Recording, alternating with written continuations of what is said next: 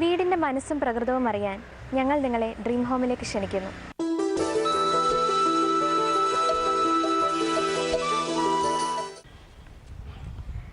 ചേക്കേറാൻ ഒരു മരച്ചില്ല മതി എനിക്ക് എന്ന് മലയാളി ഇപ്പോൾ പറയാറേയില്ല. അവൻ്റെ സ്വപ്നങ്ങളുടെ വർണ്ണാഭമായ പടുത്തുയർത്തലായി മാറിക്കഴിഞ്ഞിരിക്കുന്നു വീട്. ഇവിടെ ആവശ്യകതയ്ക്കൊപ്പം ആലങ്കാരികതയ്ക്കും പ്രാധാന്യം കൂടുന്നു.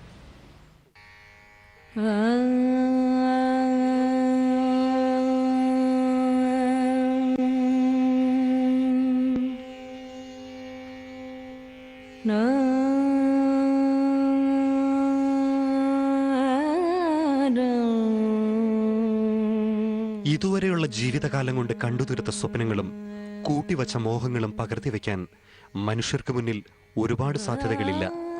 ഓരോ മനുഷ്യർക്കുമുള്ളിലെ ആർദ്രമായ അത്തരം അഭിവാഞ്ചകളുടെ പകർത്തിയെഴുത്തായി വീടുകൾ മാറുന്നത് അതുകൊണ്ടാണ്.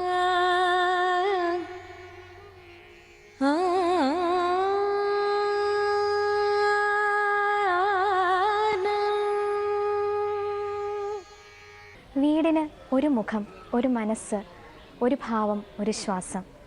ഒരു മികച്ച വാസ്തുവിദ്യാ വിദഗ്ധൻ ഇവയൊക്കെ പരിഗണിക്കും. ഒപ്പം അതിൽ പാർക്കുന്നവരുടെ മനസ്സിൻ്റെ നിറവും അഴകും കൂടി അതിൽ ചേർത്ത് വയ്ക്കും. ചാത്തന്നൂരിൽ അങ്ങനെ ഒരു വീടുണ്ട്. ഇവിടെ വീട് അലങ്കൃതമായ ആവശ്യകതയാണ്.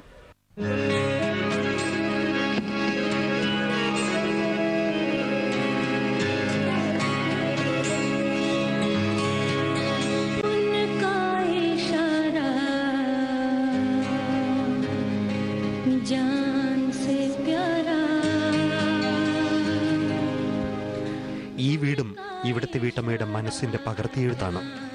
അതിൽ അവരുടെ വേദനയും ആഹ്ലാദവും സമാസമം. ഒരു സൃഷ്ടിയുടെ വേദന വീട് പണിയാൻ ഇറങ്ങുന്നവരും അനുഭവിക്കുന്നുണ്ട്.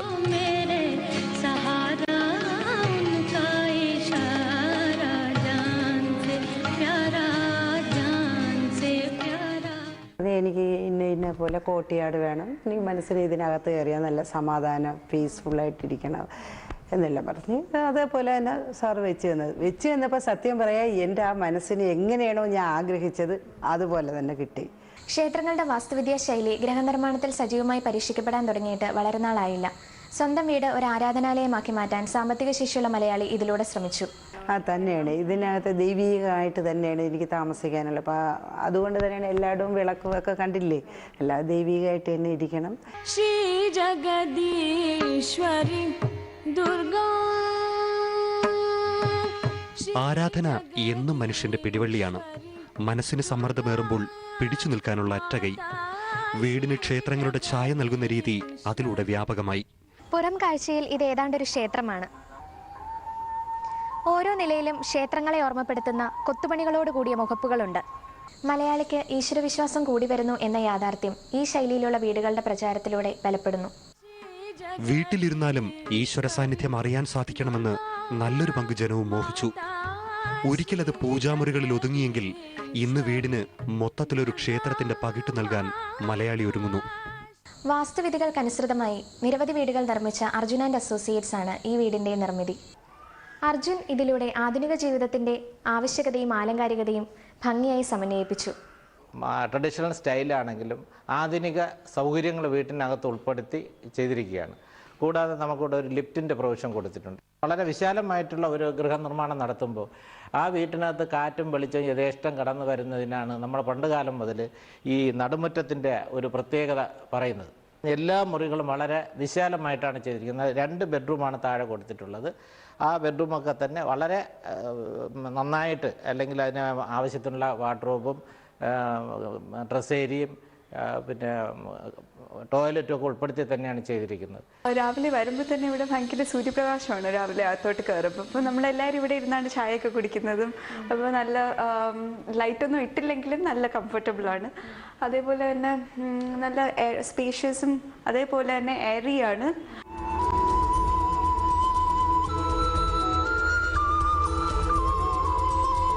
വാസ്തുവിധികൾ കൃത്യമായി പാലിക്കുന്ന നിർമ്മിതിയാണിത്.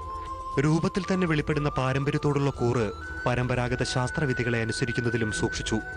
പടിപ്പുരയ്ക്കിപ്പുറം വിശാലമായ മുറ്റം. ലാൻഡ്സ്കേപ്പിംഗ് പൂർത്തിയായി വരുന്നതേയുള്ളൂ. വിശാലമായ നടുത്തളങ്ങൾക്കിരുപുറവും ആവശ്യാധിഷ്ഠിതമായ പലതരം ചേർപ്പുകളുണ്ട്. മുൻവശത്തെ ചുമരുകൾ കരിങ്കല്ലിൽ തീർത്തിരിക്കുന്നു. വരാന്തയ്ക്ക് ദീർഘചതുരാകൃതിയാണ്. അതുകൊണ്ട് തന്നെ വീടിൻ്റെ മുൻവശത്തിന് ഒരു ക്ഷേത്രത്തിൻ്റെ പുറമോടിയുണ്ട്. വലിയ ജനാലകൾ മാത്രമാണ് ആകെ ഒരു വ്യത്യാസം. ഇവിടെ പാർക്കുന്നവരുടെ മനസ്സിലെ ആരാധനാമോഹം അങ്ങനെ വീട്ടിലും തെളിഞ്ഞു.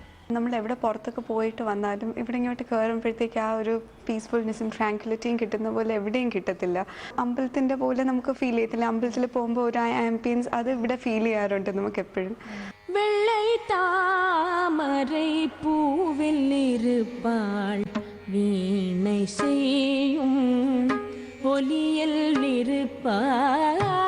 வெள்ளை தாமரை பூவில் இருப்பாள் வீணை செய்யும். വീടിനാകെ 3 നിലകളാണ്. ഓരോ നിലയും വിശാലം. മിനുസമുള്ള തറയും കോൺക്രീറ്റും ഉപയോഗപ്പെടുത്തിയെങ്കിലും അകത്തളത്തിലുള്ള നാലുകെട്ടെന്ന പാരമ്പര്യ ശൈലി ഇതിലും തുടർന്നു. മേൽക്കൂരയ്ക്ക് അകവും പുറവും പല നിരപ്പുകളാണ്. വലിയ കോവണികൾ കർവുകളുടെ സാധ്യത പ്രയോജനപ്പെടുത്തുന്നുമുണ്ട്.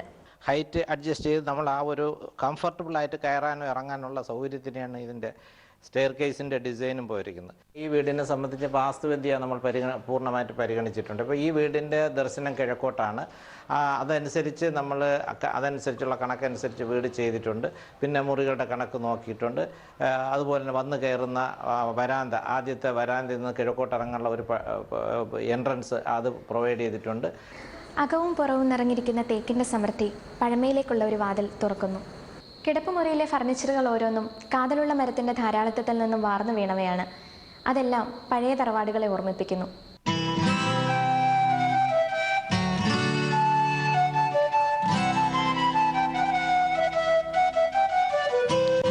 मैं तुमसे ना पूछूं, तुम मुझसे ना कहना. मैं तुमसे ना पूछूं, तुम मुझसे ना कहना. कहती हूँ जो बातें कहते रहना ना. मैं तुमसे ना पूछूं. സ്വയം ഒളിച്ചിരിക്കാൻ, മനസ്സിന്റെ ശാന്തി അറിയാൻ, വെറുതെ ചിലത് പറഞ്ഞിരുന്ന് നേരം പോക്കാൻ, ഓരോന്നിനും ഇവർക്ക് വെവ്വേറെ ഇടങ്ങളുണ്ട്. तुमसे ना पूछूं, तुम मुझसे ना कहना. കുതിരക്കാലുള്ള ആ റൂം അതെനിക്ക് ഭയങ്കര നോസ്റ്റാൾജിക് ഫീലിംഗ് തരുന്നൊരു റൂമാണ്. അവിടെ ഇരിക്കുമ്പോഴത്തേക്ക് മഴ പെയ്യുന്നതും അതെല്ലാം കാണാം. എന്നാൽ എനിക്ക് എൻ്റെ പ്രൈവസി ഉണ്ട്.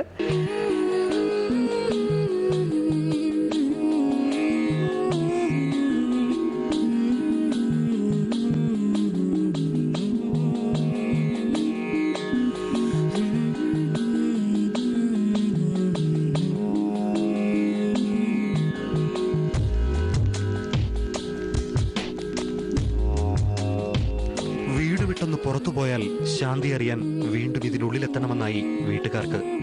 എത്ര ദൂരെയായിരിക്കുമ്പോഴും അവരുടെ മനസ്സ് ഇതിനുള്ളിലാണ്. വീടിലെ ആലങ്കാരികത അവരുടെ മനസ്സിന്റെ ഭംഗിയാണ്. വീടിന്റെ വിശാലത മനസ്സിന്റെ വിശാലതയും.